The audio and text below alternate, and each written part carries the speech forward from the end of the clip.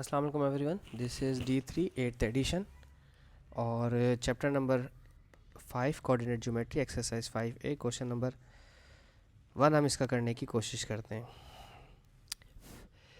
कहते हैं कि find the length of the line segment joining each of the following points. ठीक है, तो आपको सबसे पहले मैं एक छोटा सा कॉन्सेप्ट दे दूं।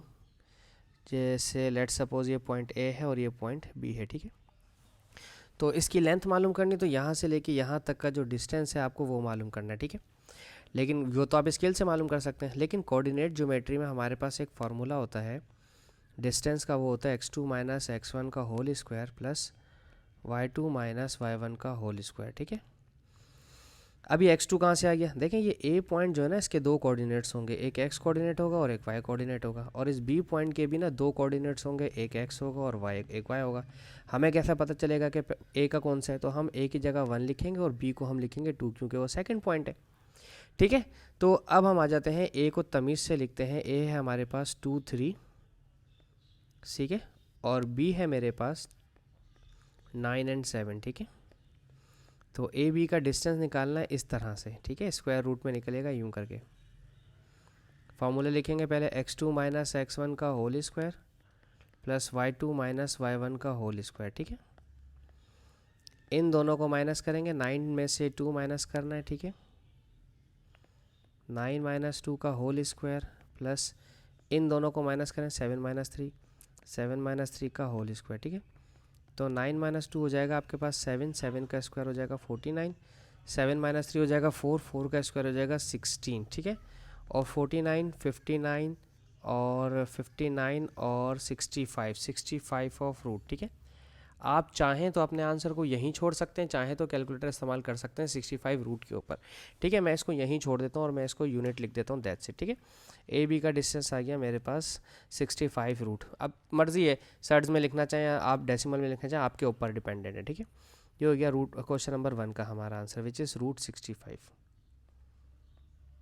अब हम देखते हैं पार्ट सी और डी। सी है मेरे पास 3 6 और डी है मेरे पास -5 और 9। हाँ, हमेशा पहला x होता है और हमेशा दूसरा y होता है। ठीक है, सी डी लिख दें या डी सी लिख दें, आपको कोई फ़र्क नहीं, मैं जानबूझ के डी और सी लिख रहा हूँ। ठीक है, इससे कोई फ़र्क नहीं पड़ेगा। ठीक है, वही फार्मूला चलेगा, x2 माइनस x1 का होल स्क्वायर। ये स्टैंडर्ड फार्मूला है, 3 4 2 कोई भी नहीं करेगा। लाइक कोई बच्चा कहना चाहे सी ओ डी तीसरा चौथा पॉइंट है तो x3 माइनस x4 कर दूँ, इस तरह से x4 माइनस x3 कर दूँ, नहीं, ये मत कीजिएगा। ठीक है, बस फार्मूला सिर्फ उनको बताने की नीयत से कि हमें फार्मूला पता है, बस इन दोनों को माइनस करें, -5 माइनस 3 का होल स्क्वायर प्लस फिर इन दोनों को माइनस करें, क्योंकि y2 माइनस y1 है, 9 माइनस 6 का होल स्क्वायर। 5 और 3 माइनस का 8 हो जाएगा, 9 में से 6 गया तो 3 बचा। ठीक है, अगर आप -8 का स्क्वायर निकालेंगे ना तो वो पॉजिटिव 64 आएगा कैलकुलेटर में, और प्लस 9 हो जाएगा रूट 73। ठीक है, अब 73 यूनिट लिख दें, बस दैट्स इट। ठीक है, ये आ गया डिस्टेंस ऑफ सी डी या डी सी, एक ही बात है। ठीक है, अब अगर आप चाहें तो कैलकुलेटर यूज़ कर लें, चाहें तो कैलकुलेटर यूज़ ना करें। मैं कैलकुलेटर फ़िलहाल यूज़ नहीं कर रहा हूँ, पर पता नहीं क्यों नहीं कर रहा, वैसे ही नहीं कर रहा बस। ठीक है, कोई रीज़न नहीं है, इंपॉर्टेंट रीज़न नहीं है कोई। अच्छा, अब ए बी के बाद मैं निकाल देता हूँ, इसका कितना आ रहा था? 73, 69, 74, 75, कितना आ रहा था? 73। ओके, ऑप्शन नंबर सी का कितना है? ऑप्शन सी में लिखे हुए हैं, ऑप्शन सी में हमारे पास पॉइंट ई है -1 4 और पॉइंट एफ है मेरे पास 8, -3। ठीक है, तो अब आप एफ और ई लिखें या ई और एफ लिखें, बात तो एक ही है। ठीक है, square root x2 minus x1 का होल स्क्वायर, फार्मूला वही दोबारा लिखेंगे, मैं बार बार इसलिए लिख रहा हूँ ताकि आपको याद हो जाए। ठीक है, अब इन दोनों को माइनस करना है, इन दोनों को माइनस करने का तरीका समझ लें अच्छी तरह से, फिर बाद में परेशान नहीं होइएगा। मेरे पास है 8, फिर फार्मूले का माइनस, फिर एक माइनस वैल्यू का है और ये मैंने लगा दिया स्क्वायर। ठीक है, फिर y2 माइनस y1, ये वाले -3 -4, इनको तो छेड़ने की ज़रूरत ही नहीं। ठीक है, क्योंकि ऑलरेडी हमारे पास पॉजिटिव में है। ठीक है, बस ये मसला इसलिए आ रहा था कि यहाँ पे 2 दफ़ा माइनस आ रहे थे, इसलिए मैंने स्क्वायर ब्रैकेट का सहारा लिया, वरना मैं नहीं लेता।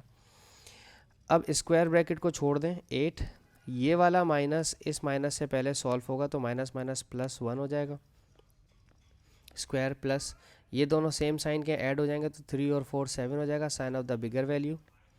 ठीक है, 8 + 1 9, 9 का स्क्वायर प्लस ये -7 जो है ना ये प्लस हो जाएगा। ठीक है, क्योंकि अगर स्क्वायर हो ना, माइनस पर अगर स्क्वायर हो तो सर वो प्लस हो जाता है। ठीक है, बिना किसी टेंशन के। अब 9 का स्क्वायर हो जाएगा 9 9 81 और 7 का स्क्वायर हो जाएगा 7 7 49 और रूट हमारे पास तो बदस्तूर मौजूद है। 9 + 1 10, 8 4 12 और 1 13, रूट 130। ठीक है, अब आप चाहें तो रूट 130 को सॉल्व कर लें या चाहें तो अपने आंसर को यहीं छोड़ दें। अगर P2 के अंदर आ जाता है तो आपको डेसिमल में आंसर देना है, और अगर P1 के अंदर आता है तो अपने आंसर को आप यहीं छोड़ देंगे। ठीक है, यह आ गया रूट 130। ठीक है, अब हम देखते हैं इसका ऑप्शन नंबर डी पार्ट। ठीक है,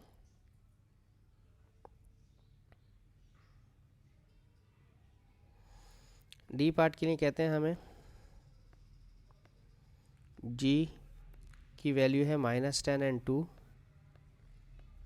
और h की वैल्यू है -4, -7। ठीक है, हमें g और h का डिस्टेंस फाइंड आउट करना है, is equals to square root x2 - x1। Formula आपको लिखना ज़रूरी होता है एक दफ़ा। ठीक है ना, वैसे तो एक ही सवाल आएगा एक ही बार, वो दोबारा रिपीट नहीं होता पेपर में। ठीक है, ओके। x2 - x1 इन दोनों को माइनस करना है। ठीक है, पहली वैल्यू दो दफ़ा माइनस में है तो आपको स्क्वायर ब्रैकेट का सहारा लेना पड़ेगा मजबूरन। ठीक है, पहली वैल्यू है -4, फिर फार्मूले का खुद का माइनस, फिर -10 वाली वैल्यू। ठीक है, और इधर आ गया स्क्वायर क्लोज। ठीक है, प्लस y2 - y1, y2 है -7, ये वाले -7 और 2 इसको इसमें से माइनस करते हैं, इसको इसमें से माइनस करते हैं, -2 का होल स्क्वायर। ठीक है, अब अगर आप गौर करें तो जब अगर मैं इसको सॉल्व करता हूँ इस वाली ब्रैकेट को, इसे, ठीक है, अभी मेरे पास स्क्वायर है बाहर से ही, -4, ये वाला माइनस इस माइनस के 10 के साथ जब रिएक्ट करेगा तो प्लस हो जाएगा, क्योंकि माइनस माइनस प्लस हो जाता है। ठीक है, और -7 -2 को भी फिलहाल ऐसे ही छोड़ देते हैं। ठीक है, अब आ जाते हैं बाकी दूसरी तरफ। अगर आप गौर करें इन दोनों को तो ये दोनों डिफरेंट साइन है तो ये सब्ट्रैक्ट हो जाएंगे। 10 में से 4 गया तो बचा 6, sign of the bigger value, और 7 और 2 दोनों सेम साइन के तो ऐड हो जाएंगे, 9 हो जाएगा sign of the bigger value. 6 का स्क्वायर 36 होता है। ठीक है, 36 प्लस 9 का स्क्वायर ये प्लस हो जाएगा। ठीक है, क्योंकि माइनस पे जब भी स्क्वायर होता है तो प्लस हो जाता है। 9 9 जा 81। कैलकुलेटर में भी देखें तो ये आंसर आएगा 6 और 1 7 8 9 10 11, स्क्वायर रूट 117 यूनिट। ठीक है, अच्छा मुझे एक चीज़ आपको बतानी है यहाँ पे, प्लीज़ वो रुकिएगा ज़रा। देखें, अगर आप कैलकुलेटर में -8 का स्क्वायर लिखते हैं, मैं इसको थोड़ा बड़ा कर लूँ डिस्प्ले को। देखिए, अगर आप -8 का स्क्वायर लेते हैं तो वो 64 आएगा। ठीक है, लेकिन अगर आप ब्रैकेट के अंदर -8 का स्क्वायर लेते हैं ना तो वो पॉजिटिव 64 आएगा। बस इस चीज़ का आपने ख्याल रखना है कि जब आपको हम ब्रैकेट में रखने का बोलें तो प्लीज़ ब्रैकेट में रखें आंसर को, जब हम ब्रैकेट में रखने का आंसर को नहीं बोलें तो ब्रैकेट में आंसर को मत रखें। ठीक है, देख रहे हैं ब्रैकेट के अंदर रखने से कितना चेंज आ रहा है। ठीक है जी, तो बस यही था मेरा छोटा सा क्वेश्चन। होप सो मैं आपको समझाने में कामयाब रहा हूँ। Thank you so much for watching my channel. अल्लाह हाफिज़।